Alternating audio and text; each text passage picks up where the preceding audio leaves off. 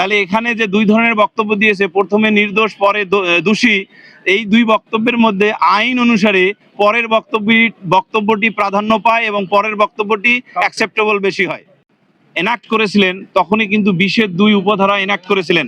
হয়তো এই আইনটির চর্চা আমাদের দেশে কম হয়েছে জন্য এটা আপনাদের কাছে বা মানুষের মাঝে একটু মনে হতে পারে দ্রুত, কিন্তু আসলে তা না। এই আইনটির উদ্দেশ্য ছিল যখন কোনো নারী শিশু নির্যাতন দমন আইনের মামলার বিচার শুরু হইবে, ওই আইনেই বলা আছে প্রতি কার্যদিবসে একটানা চলিবে, এবং ওই আইনে আরো একটি কথা বলা আছে যে সেশনস মামলার ন্যায় এই মামলা চলিবে।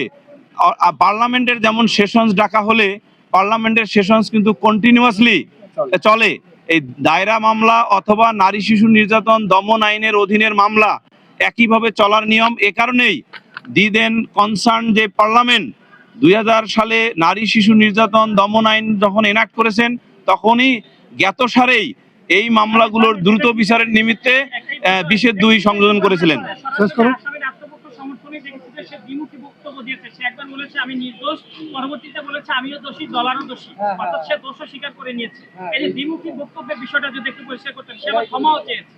এটা দেখেন, এইটা সবসময় আমাদের আইনে একটা ব্যাখ্যা আছে যে একই আইনের মধ্যে দুটো ধারা যদি হয় মানে কন্ট্রাডিক্ট করে, তখন শেষের ধারাটা প্রায়োরিটি পায়।